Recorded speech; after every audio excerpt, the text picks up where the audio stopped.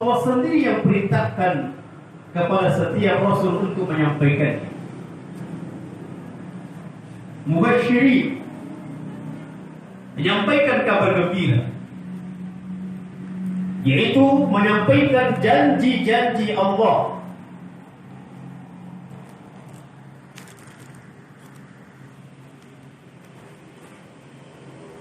Wallahi para jamaah sekalian, kalau kita membuka lembaran-lembaran di dalam Al-Quran dan bahkan lembaran-lembaran di dalam kitab-kitab hadis, sungguh mulia janji-janji Allah. Sungguh begitu banyak janji-janji Allah yang diberikan kepada orang yang beriman dan beramal saleh. Dan memang fitrahnya manusia, tatkala diimini atau diberikan sebuah janji, maka kita akan termotivasi terhadap janji tersebut. Misalnya dalam sebuah perusahaan, tatkala yang punya perusahaan memberikan janji kepada karyawannya, siapa yang bagus kerjanya, aktif kerja, kemudian tepat waktu datangnya, tidak bolos, maka ada janji hadiah. Maka karyawan itu akan semakin semangat karena ada janji dari perusahaan. Dan itu memang fitrah kita, manusia. Dan yang menciptakan kita siapa? Allah. Sehingga Allah yang lebih paham terhadap kita, diri kita ini, maka Allah pun memberikan iming-iming janji.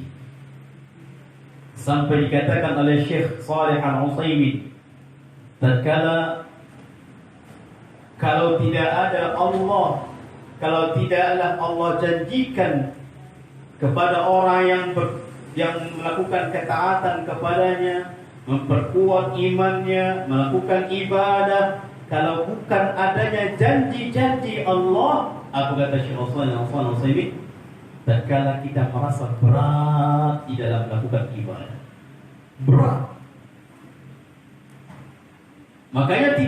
Makanya tidak salah kalau setiap poin ibadah kita cari apa keutamaannya, itu boleh. Apa keutamaan poin ibadah ini? Ibadah salawat misalnya, apa keutamaannya? Kita baca, kita cari, lalu kita amalkan. Tidak masalah. Itu merupakan janji-janji Allah.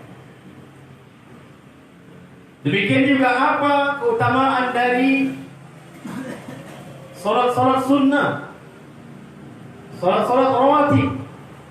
Apa janji-janji Allah yang Allah berikan kepada orang yang melakukan salat-salat sunnah? Apa janji-janji Allah di sana? Maka kita pelajari. Ketika kita mengetahui janji-janji Allah yang akan diberikan kepada orang yang menunaikan salat-salat sunnah, maka semangat kita melakukan salat-salat sunnah. Demikian kita baca juga keutamaan orang-orang yang melaksanakan salat tahajud, orang-orang baca Al-Quran. Apa janji-janji Allah di sana? Ikhwan, kalau misalnya di dalam yang berjanji, kita juga harus melihat ya. Misal, kalau bupati menjanjikan, dia berjanji ingin memberikan sesuatu, demikian juga kepala desa berjanji. Kira-kira janji yang diberikan oleh kepala desa dengan bupati sama enggak yang diberikan itu? Sama enggak nilainya? Tidak. Ayo Pak. Tentu tidak Sama. sama. antara kepala desa dengan Bupati. bupati. Kita tahu itu. Atau mungkinkah hadiah yang dijanjikan oleh kepala desa lebih besar daripada bupati? Tidak. Mungkin itu. Tidak. Bisa juga ya. Tapi tidak. Jarang kan gitu. Demikian juga kalau seandainya janji presiden dengan janji bupati juga tidak sama, beda. Nilainya itu berbeda. Maka ini siapa yang berjanji? Allah.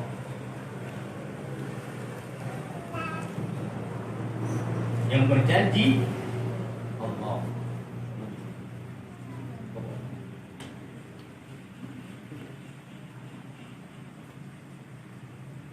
Berarti adakah yang lebih besar lagi yang mengalahkan dari janji Allah? Tak ada. Itu sudah tahu kita. Berarti seluruh yang dijanjikan oleh Allah nilainya tidak terhingga. Karena tidak ada yang lebih tinggi lagi dari Allah. Kalau kita tahu tadi, semakin tinggi jenjang seseorang, semakin tinggilah nilai janji tersebut. Ini tidak ada lagi mengalahkan ketinggian Allah. Berarti tidak ada lagi mengalahkan nilai janji Allah. Berarti kita juga melihat siapa yang berjanji. Dari jenjang ketinggian. Juga kita melihat siapa yang berjanji dari kejujurannya. Karena tatkala orang yang berjanji tahu orang setiap berjanji dia ingkar, tiba-tiba kita berharap nggak janjinya? Enggak. Kalau saya menang ini jalan saya ratakan nih. Mau menang begitu-begitu juga jalan. Besok calon lagi deh. Janji itu kira-kira tuh yakin deh gitu. Tidak.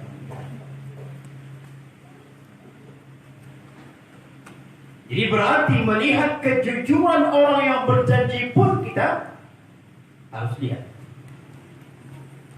Ini siapa yang berjanji di dalam Al-Quran itu? Allah. Itu Allah yang berjanji. Mustahil Allah ingkar janji.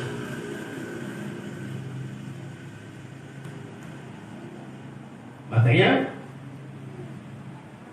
disebutkan di dalam surah Ali Imran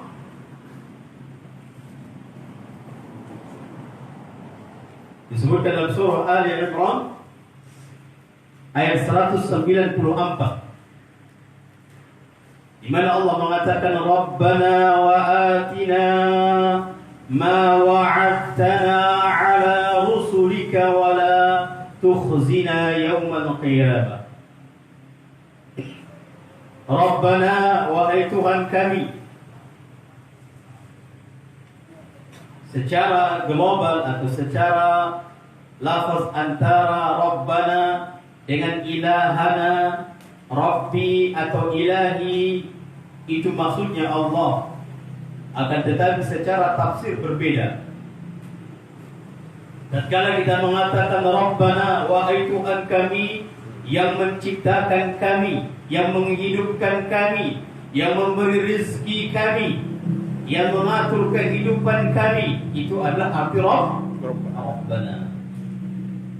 Kalau dalam tauhid ada namanya tauhid rububiyah. Kalau kita mengatakan ilahana, ilahin nas, ilahi di sini maksudnya yang berhak untuk disembah, yang berhak untuk diminta, yang berhak untuk kita meminta bantuan, meminta doa, meminta pertolongan, yang berhak untuk kita sujud rukuk kepadanya, yang berhak untuk kita bersandar kepadanya, bergantung kepadanya, bertawakal kepadanya. takut kepadanya. Itulah arti ilahi. Namun tatkala seseorang mengatakan Rabbana dengan ilahana, itu maksudnya kepada Allah. Maka di dalam ayat ini Allah mengatakan Rabbana wa atina, wahai Tuhan kami, wa atina ma wa'adtana, berikanlah kepada kami janji-janjimu, ala rusulika, atas melalui kalam Allah atau kalammu atau ucapan nabimu. Di sini kita minta nanti janji Allah. Wala tukhzina yaumal qiyamah, dan jangan engkau ya Allah hinakan kami nanti di yaumul qiyamah.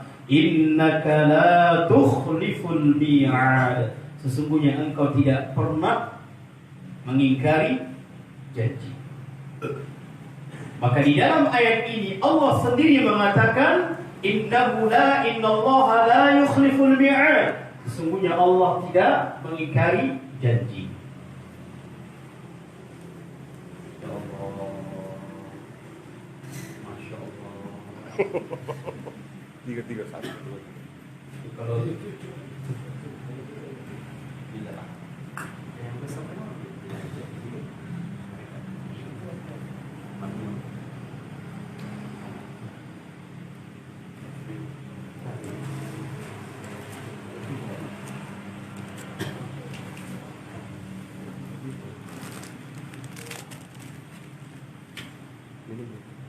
baik.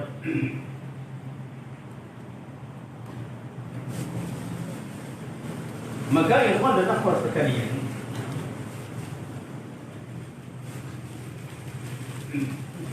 ayat tersebut menjelaskan tentang bahwasanya Allah memberikan janji-janji yang besar, janji-janji yang agung kepada orang-orang yang agung di sisi Allah.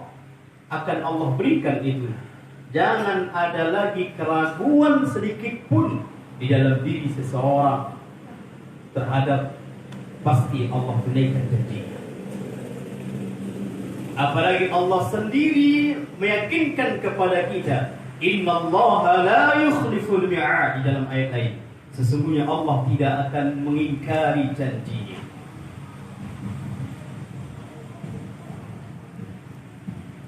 Maka tatkala Allah memperkuat, mengatakan Allah tidak akan mengingkari janji, maka janji Allah jujur, pasti. Maka semakin semangatlah kita memenuhi, mencari dan mengejar janji-janji Allah, karena kita tahu Allah tidak akan pernah mengingkari janji. Namun tatkala yang berjanji itu adalah sering mengingkari dan bahkan tidak jujur atau dikatakan dusta janjinya, maka kita tidak akan pernah mengejar janji. Adakah orang berjanji tapi janjinya dusta? Jangankan manusia, syaitan pun pernah berjanji. Syaitan itu memberikan janji-janji juga.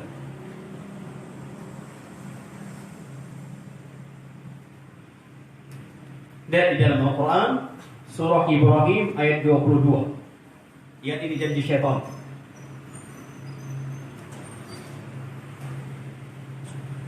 Dalam surah Ibrahim ayat 22. Syaitan pun berjanji, memberikan janji-janji kepada anak Adam. Akan tetapi janji syaitan ingkar atau tepat, atau dia nebati janji? Ingkar. Enggak mungkin nebati janji.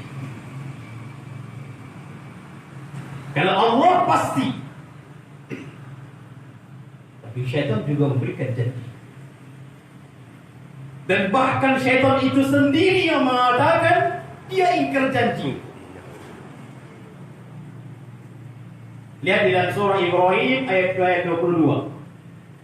Wa qala asy-syaitanu lamma qudiya al-amr, berkatalah syaitan ketika ditetapkan perkara. Karena perkara itu hanya di tangan Allah nanti di yaumul qiyamah. Tatkala penghuni syurga dimasukkan ke dalam syurga, penghuni neraka dimasukkan ke neraka. Ini adalah ketetapan Allah. Tatkala ditetapkan perkara tersebut, apa kata Allah? Innallaha wa'adakum wa'adal haqq. Berkata syaitan. Syaitan yang ceramah ini. Syaitan yang mengatakan kepada orang-orang yang penghuni neraka, sesungguhnya Allah berjanji kepada kalian. Sudah disebutkan janji-janji Allah itu. Sewaktu di dunia kalian dengar janji-janji Allah itu. Wa'adal haqq, dan janji Allah itu benar. Wa wa'adtukum fa akhlaftukum, sedangkan aku juga berjanji dahulu kepada kalian. Aku dulu berjanji kepada kalian. Akan tetapi apa kata syaitan? Fa akhlaftukum, aku mengingkari janji kalian.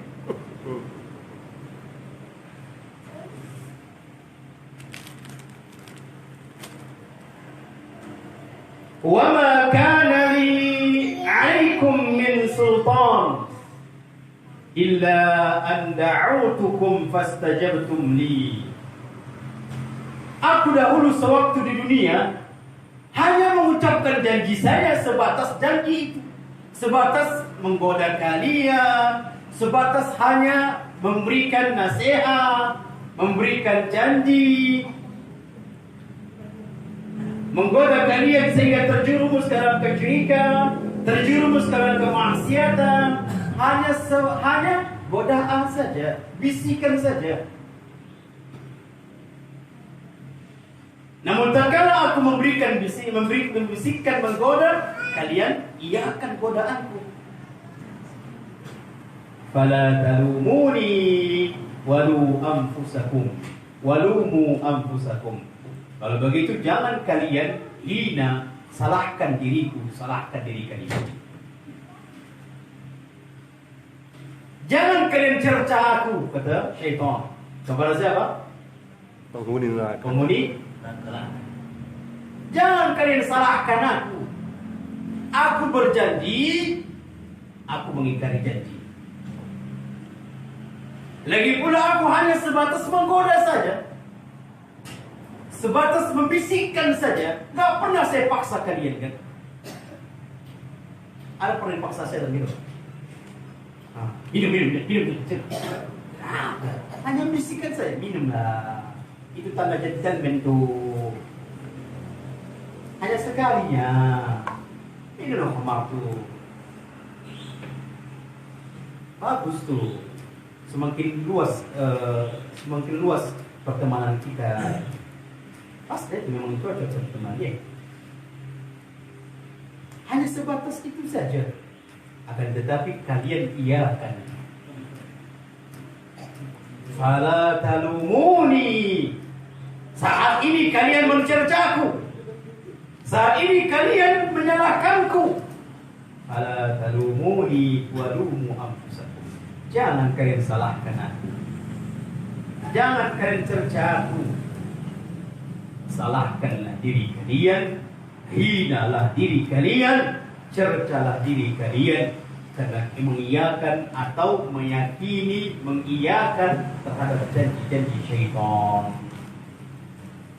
Jadi di dalam ini, dalam surah Ibrahim ini, Allah mengatakan membongkar kedoknya syaitan, membongkar kedoknya iblis. Bahkan dia sendiri meyakini, mengatakan bahwasanya dia pengingkar janji. Maka ikhwan, tatkala kita mendengar ucapan syaitan yang Allah abadikan di dalam Al-Quran, apakah kita masih mengiyakan janji-janji syaitan? Ya. Tidak.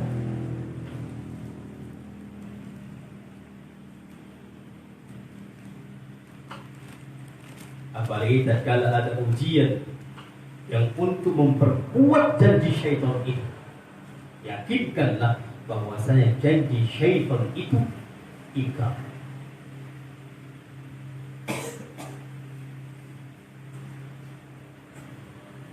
Paham ini kan?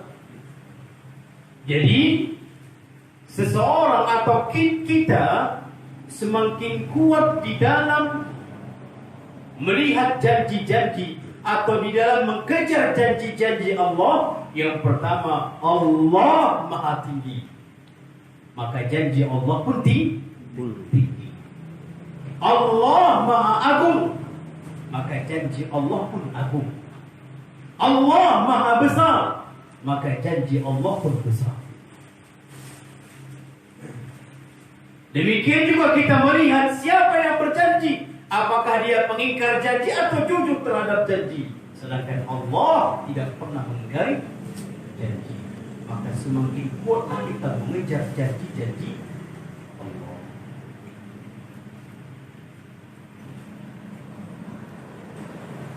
Karena kalau di dalam dua perkara ini satu yang terkena, mungkin dia tinggi tapi dia tidak jujur, maka kita tidak akan mau mengejar janji. Baik. Apa di antara janji Allah Subhanahu wa taala?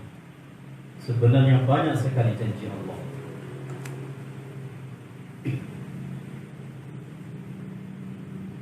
Apa di antara janji Allah Subhanahu wa taala?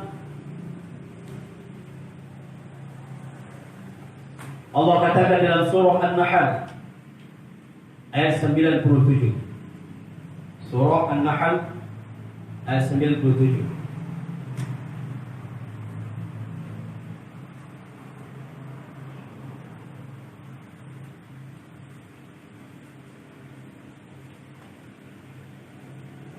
Ada yang buka Al-Quran, Pak? Ada yang dari handphone? Oh, ya.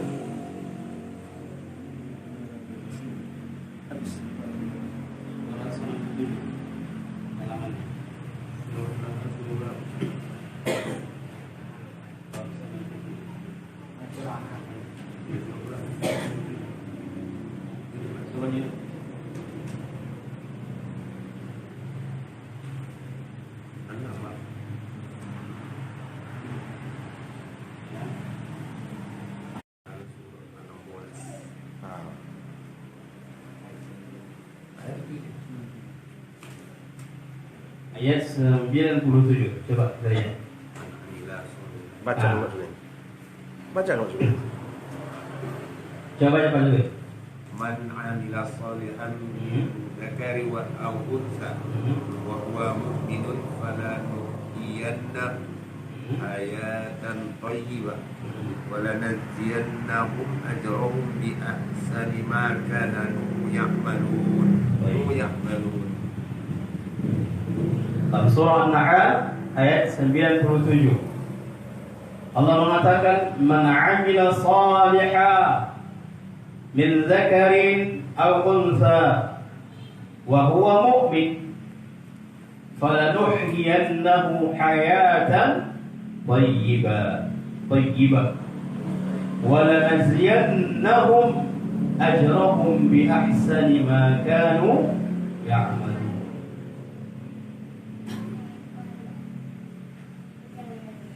Allah mengatakan siapapun yang melakukan amal saleh baik dari kalangan laki-laki maupun dari kalangan perempuan, wa huwa mu'min, akan tetapi dia dalam keadaan beriman. Dia beriman. Falanuhyiyannahu hayatan thayyibah, maka kami akan memberikan kepadanya kehidupan yang baik. Kehidupan yang baik. Wa lanajziyannahum ajrahum bi ahsani ma kanu ya'malun, dan kami juga memberikan ganjaran yang terbaik. Ganjaran yang terbaik. Di sini janji Allah.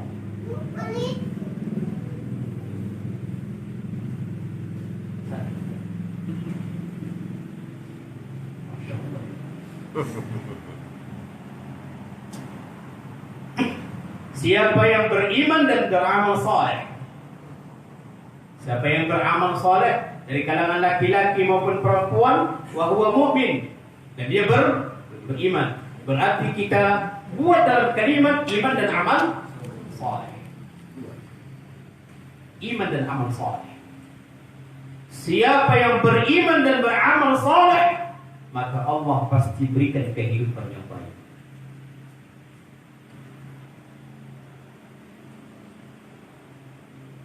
Kehidupan yang baik,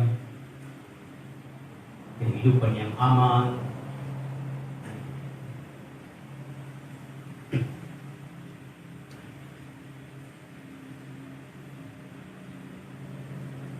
Akan tetapi kalau kita masih mendapatkan kehidupan kita yang mungkin kita menganggap bukan kehidupan yang baik,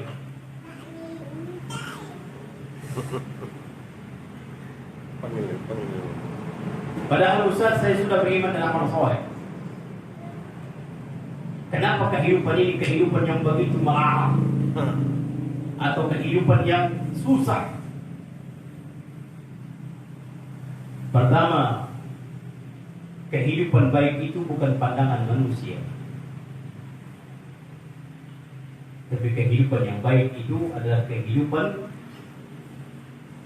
yang bukan dari segi keduniaan. Kemudian yang kedua, berarti iman dan amal soleh kita masih kurang, masih perlu diperbaiki. Karena janji Allah pasti tidak akan pernah ingkar.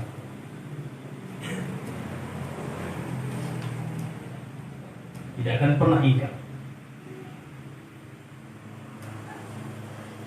Pernah di zaman Nabi, bukankah di dalam Al-Quran itu disebutkan madu sebagai obat? Maka seseorang minum madu karena sakit perut, lalu dia minum obat, dia minum madu. Begitu diminumnya madu, tak sembuh juga. Padahal Allah berjanji madu itu adalah sebagai obat. Datanglah kepada Nabi Musa, ya Rasulullah, ada apa ini?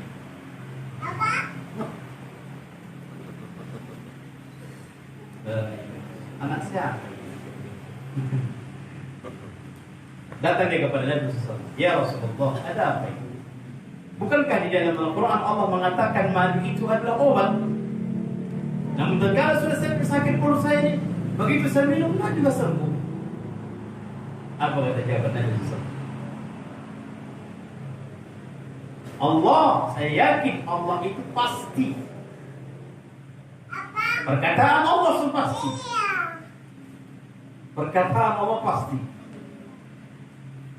Akan tetapi perutmu yang harus diperiksa. Artinya apa?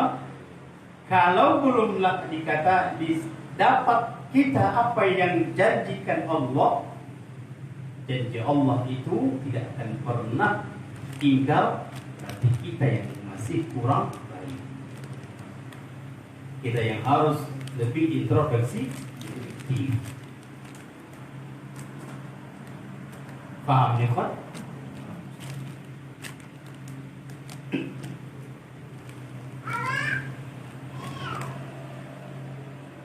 Kemudian kita lihat juga janji-janji Allah.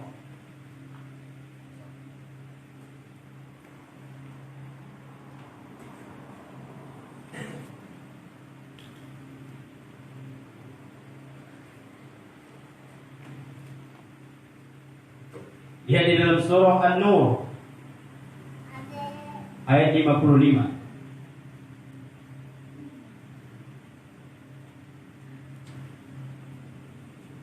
Dalam surah An-Nur ayat 55.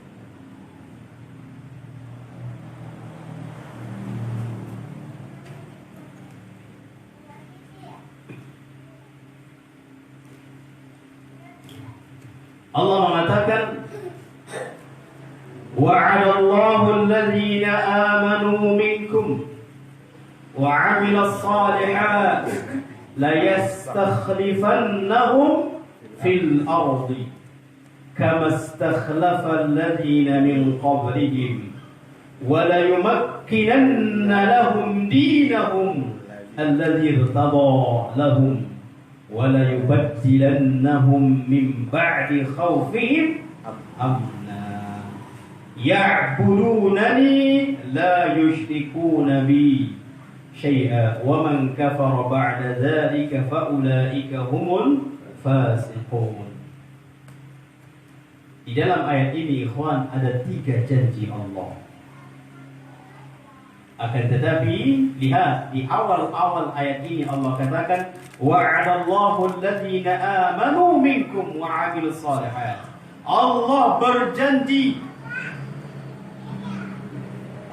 berjanji kepada orang yang beriman dan beramal saleh.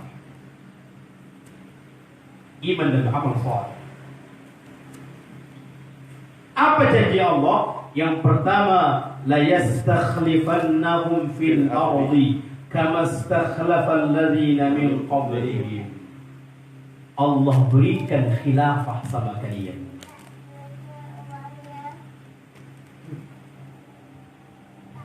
Janji Allah berikan khilafah itu jika beriman dan beramal saleh.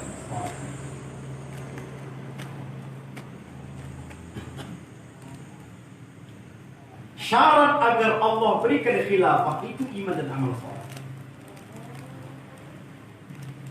Lihat saat ini umat kita bagaimana. Apakah seluruhnya sudah iman dan amal saleh? Maka jangan pernah mengimpikan khilafah. Jangan pernah. Khilafah tidak akan diberikan oleh Allah kalau masih umat ini hancur, tidak. Kesyirikan masih di mana-mana. Amal soleh yang sudah masih iman, kadang beriman, kadang amal soleh pun tidak tahu. Maka jangan harap datang khilaf. Lihat juga janji Allah di dalam ayat ini. Yang kedua, وَلَا يُمَكِّنَنَّ لَهُمْ دِينَهُمْ الَّذِي ارْتَضَى لَهُمْ. Yang kedua ini janji Allah akan kuatkan agama Islam ini. Akan Allah kuatkan Muslim itu. Akan Allah jadikan orang-orang kafir itu takut dengan umat Islam. Namun lihat sekarang, takutkah mereka kepada umat Islam? Tidak. Makanya sebenarnya agar kita dapatkan khilafah, agar supaya kita izzah Islam itu semakin ditakuti dan bahkan ditakuti oleh orang-orang kafir, kita perbaiki umat kita ini iman dan amal soleh.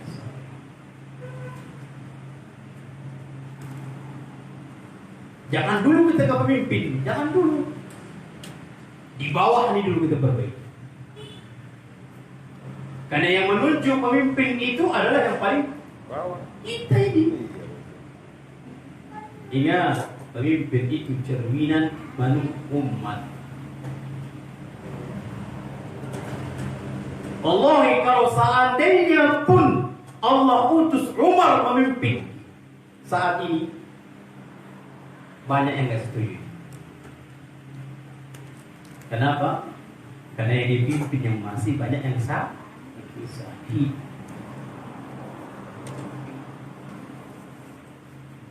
Cerminan rakyat pemimpin. Maka jangan dulu ke pemimpin, umat ini. Kalau sudah umat beres, umat imannya kuat. Kalau sudah imannya kuat, mungkinkah dia milih orang kafir? Tidak mungkin. Tidak mungkin.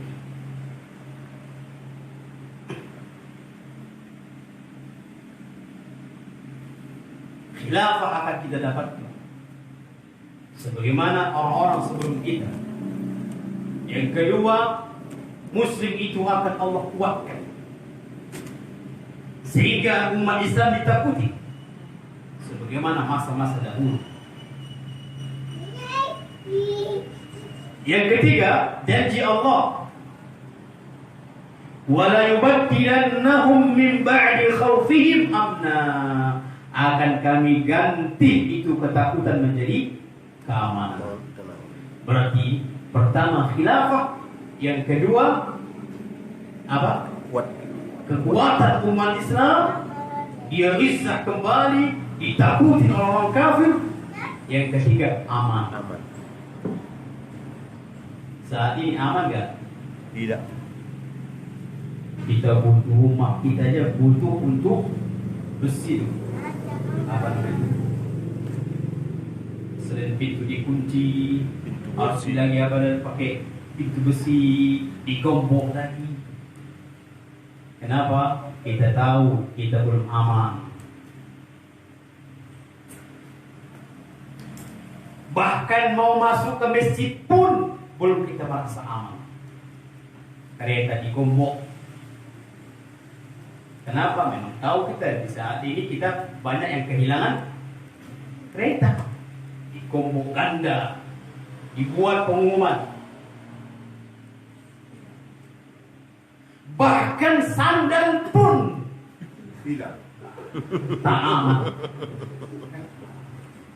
Kalau di masjid dicabut Allah keamanan, Apalagi di tempat luar yang lain.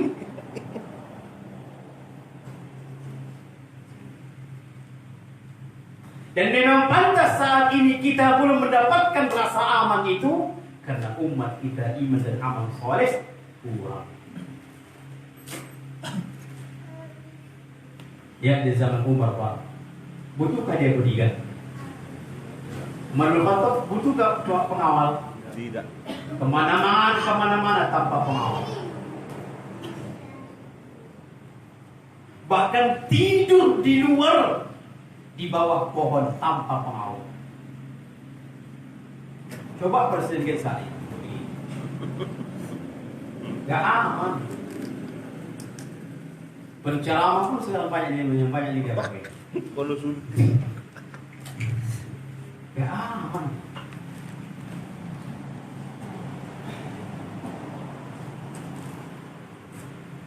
Abu Bakar, Umar kemana-mana tanpa pengawal. Aman.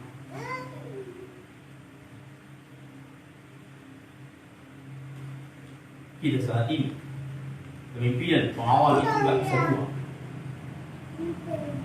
kiri kanan depan belakang, bahkan dibuat lagi mobil aman dari peluru, diperkotak semua. Umar nggak perlu itu pengawal. Kenapa? Karena umat di zaman Umar bin Khattab keimanan yang kuat dan amal soleh yang kuat. Allah berikan keamanan.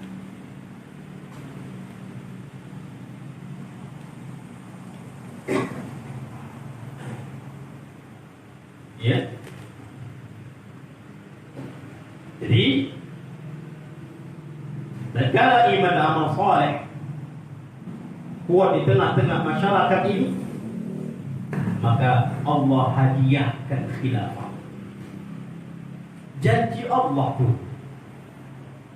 Naam, kalau seandainya kita menginginkan khilafah, ini janji ini, keinginan kita memang khilafah. Semua kita menginginkan khilafah. Rindu dengan khilafah kembali seperti awal. Akan tetapi tidak akan kita dapatkan kalau masih kita tidak peduli dengan umat ini. Kalau masih kita tidak memperkuat iman dan amal soleh mereka. Karena khilafah itu Allah yang memberikan. Akan tetapi Allah memberikan khilafah, Allah memberikan kekuatan Islam, Allah memberikan keamanan dengan memberikan syarat ada di sana. Apa syaratnya? Iman dan amal. Dan kalau syarat kita lakukan atau kita penuhi, maka Allah pun memenuhi janjinya. Allah penuhi.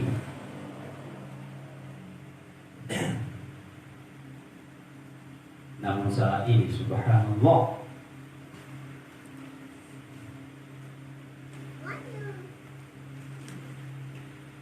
bukankah ada sahabiat di zaman Nabi SAW, seorang wanita yang berkendaraan hijrah ke Madinah sendiri, melewati pasir gurun yang tidak ada orang di sana. Aman. Coba kalau saat ini wanita kita atau istri kita atau anak gadis kita sendiri, sudah gini-gini hati dia, gak aman.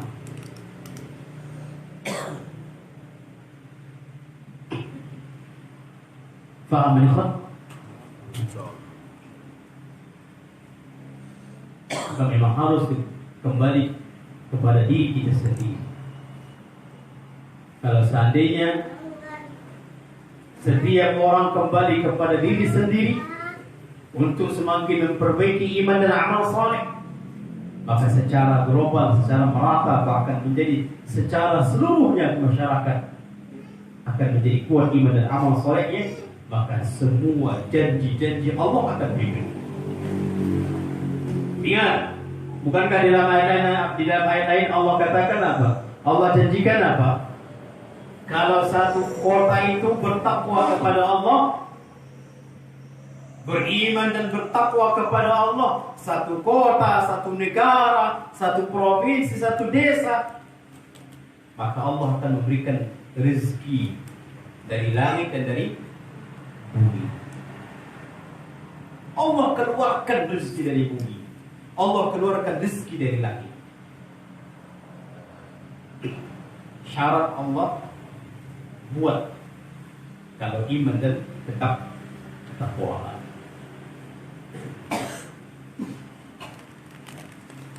Baik.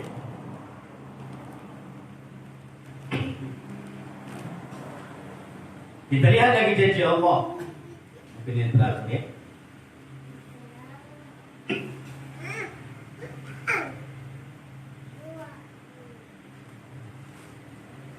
Allah Subhanahu wa ta'ala juga mengatakan, wa idza sa'alaka 'ibadi 'anni fa inni qarib ujibu da'watad da'i idza da'an. Apabila hambaku itu bertanya, ya Muhammad, katakanlah aku dekat dengan mereka.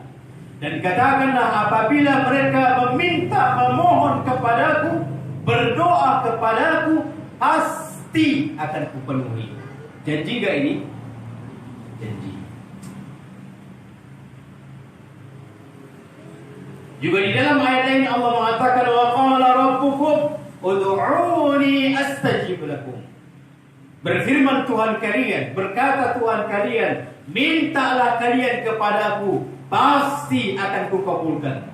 Janji gak ini? Janji. Janji Allah, setiap hamba ya Allah, pasti Allah kabulkan. Janji Allah. Setiap hamba memanggil Allah, meminta kepada Allah, pasti Allah jawab. Ini janji. Ingat, bukan kita harus yakini dalam hati, innallaha la yukhliful mi'ad. Sesungguhnya Allah tidak mengingkari. Ustaz, saya sebuah puluhan tahun saya berdoa, Ustaz, kenapa belum dipenuhi Allah janjinya? Kembali kepada yang seperti yang tadi. Yang pertama, kita yakini Allah tidak akan mungkin ingkar janji. Yang kedua, mungkin kita yang kurang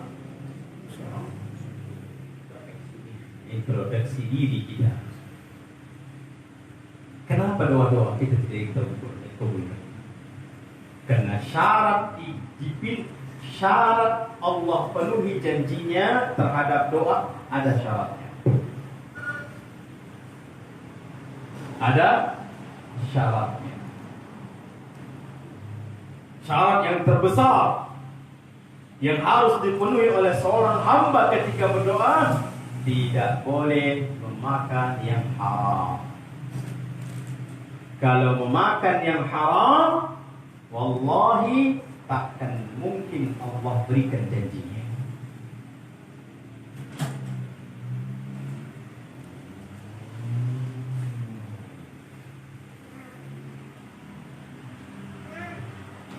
Syaratnya makan yang halal.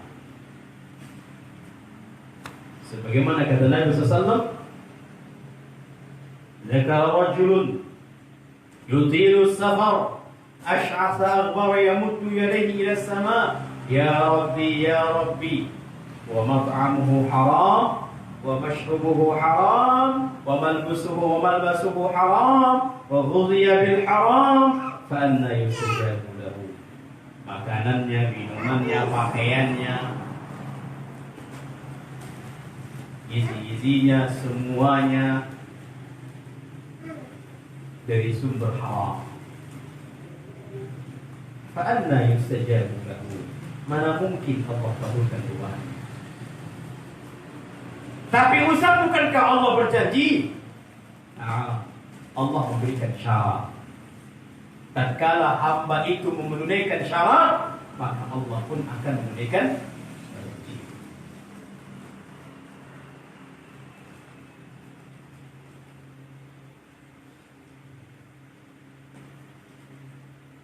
Maka selagi masih makan yang haram, jangan harap doa-doa dikabulkan. Jangan harap harapan-harapan dikabulkan. Tidak akan. Bahkan dikatakan oleh para ulama, termasuk perbuatan-perbuatan kita yang haram, maka itu juga berpengaruh terhadap doa kita. Kalau semasih melakukan perbuatan-perbuatan haram, melihat penglihatan haram, mengucapkan ucapan haram, tangan kita gunakan untuk yang haram, pikiran kita juga untuk haram, telinga kita juga kita gunakan untuk yang haram, jangan harap doa kita dipenuhi oleh Allah, karena kita masih belum melakukan syaratnya.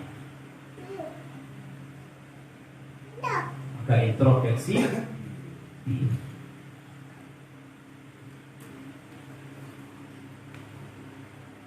Abu Bakar pernah memakan yang pernah diberikan oleh seseorang, dia mantan dukun.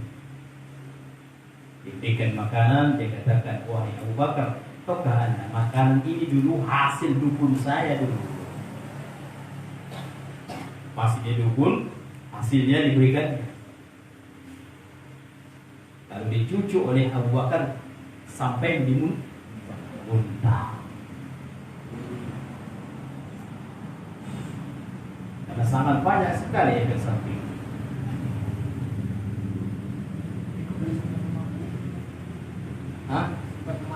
Itu tadi. Sempat dimakan, apalagi udah sempat keluar. Maka minta ampun semua. Apalagi tidak semua kita seperti sikap Abu Bakar. Bahkan mengambil sikap, sudah masuk Ustaz.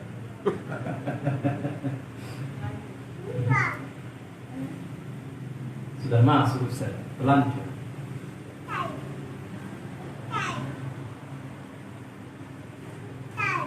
Jadi janji Allah, setiap orang meminta pasti Allah kabulkan. Wallahi banyak sekali hadis.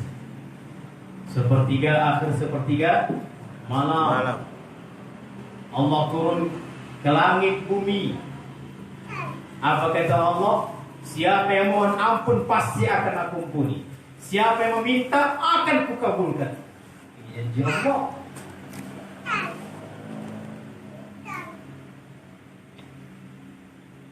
Janji Allah. Maka introspeksi diri kita. Kenapa ya Allah selama ini doa-doa, permintaanku belum dikabulkan, belum ada hasilnya. Maka coba lihat kepada makanan kita, lihat kepada minuman kita, lihat kepada pakaian kita, lihat kepada apa dalam rumah kita, dan lihat kepada perbuatan dan ucapan kita serta makan. Di sana ada mungkin yang sama. Namun kita belum introspeksi diri, maka disitulah yang menghambat atau yang menghalangi Allah kabulkan, Allah bukakan pintu kebulan untuk kita. Jangan-jangan amal ibadah kita pun ditutup oleh Allah, sehingga amal ibadah kita tidak diterima oleh Allah. Baik, paham ya kan? Sebenarnya banyak lagi janji-janji Allah yang Allah abadikan di dalam Al-Quran. Maka kita cukupkan dulu sampai sini.